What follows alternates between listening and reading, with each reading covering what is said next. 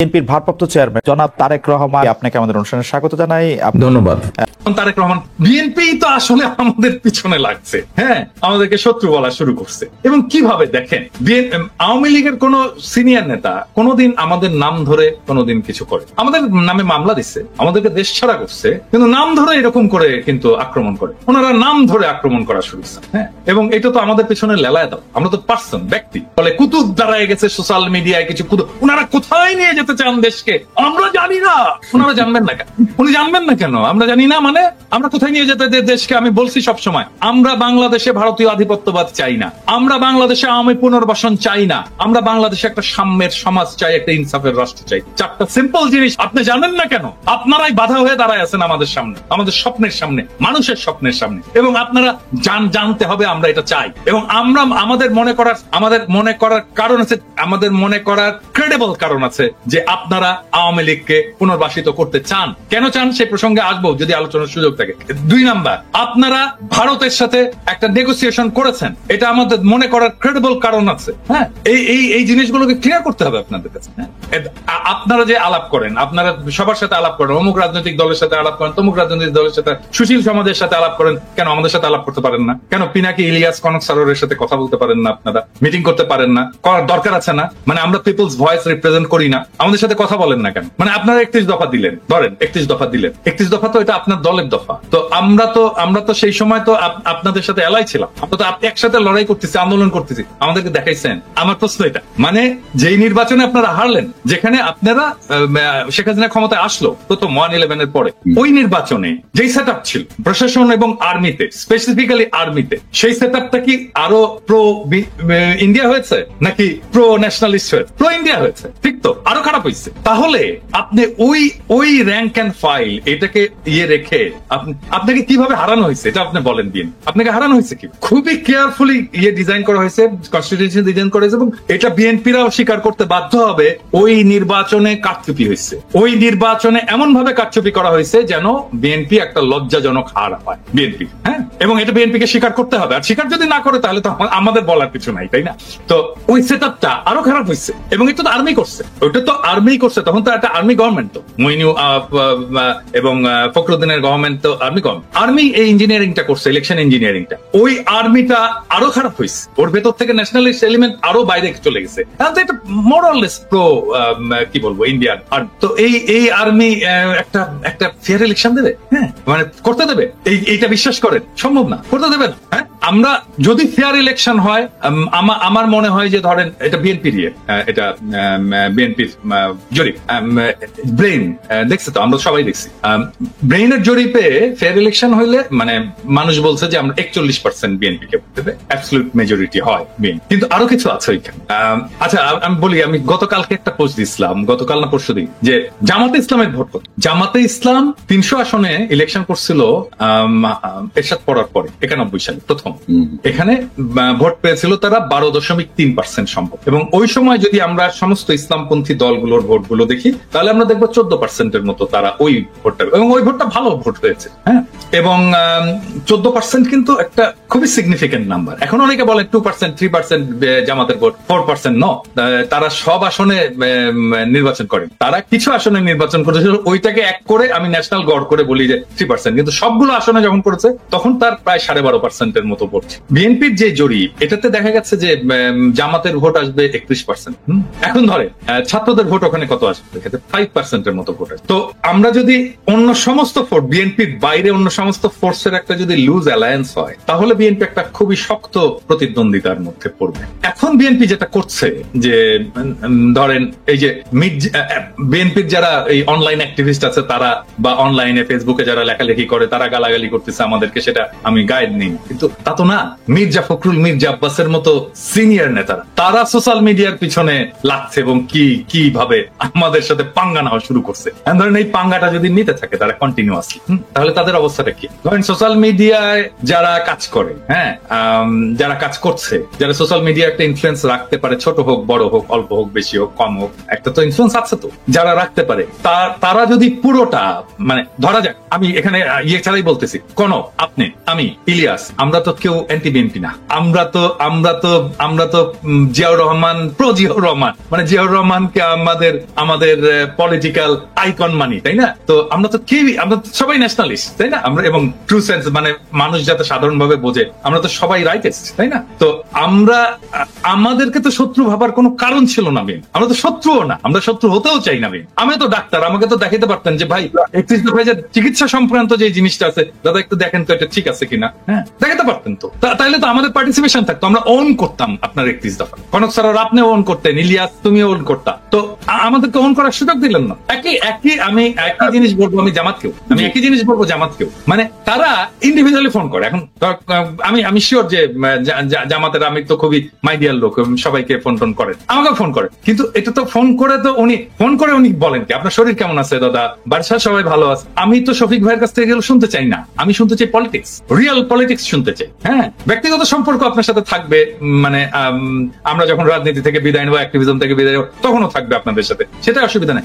আমি শুনতে চাই পলিটিক্স, আপনার প্রোগ্রাম, আপনি নির্বাচনে কি মেসেজ নিয়ে যাবেন, আগামীতে আপনি ভারতের সাথে কিরকম সম্পর্ক রাখবেন, হ্যাঁ আপনি আমেরিকার সাথে কিরকম সম্পর্ক রাখবেন, চীনের সাথে কিরকম সম্পর্ক রাখবেন, রাষ্ট্রটাকে কিভাবে গড়বেন, সংবিধানে কি কি পরিবর্তন আনবেন, মানুষের জীবনে কিভাবে এই বাংলাদেশে যেভাবে হাসিনা যেভাবে ইসলামোফোবিয়ার চাষ করছে, এটাকে কিভাবে ফাইট করবেন, আন্তর্জাতিক ক্ষেত্রে আপনি ফিলিস্তিনের প্রশ্নে কি স্ট্যান্ড নেবেন, আমি তো জানতে চাই। হ্যাঁ, এই জিনিসগুলো তো জানতে চাই। এই জিনিসগুলো আমাদের সাথে কথা বলার কথা। আমার তো ভাই বাংলাদেশে আমার তো কোনো ফাইন্যান্সিয়াল ইন্টারেস্ট নাই, আমার কোনো ব্যবসাপাতি নাই, আমার চাকরি বাকরি নাই, তাই না? ওইখানে তো আমাদের সকলের তাই না? আমাদের চাওয়া তো একটাই, বাংলাদেশের মানুষ ভালো থাকুক, দেশটা ভালো থাকুক, দেশটা প্রোটেক্টেড থাক, দেশের স্বাধীনতা সার্বভৌমত্ব প্রোটেক্টেড থাক। এটা আমরা ওনার যে হিস্ট্রি, ওনাকে দেখাতে হবে উনি কিভাবে ব্যাংকের মালিক হয়েছেন। এই জন্য না যে উনি আমাদের বিরুদ্ধে বলছেন, নো, এটা প্রত্যেককেই দেখাতে হবে।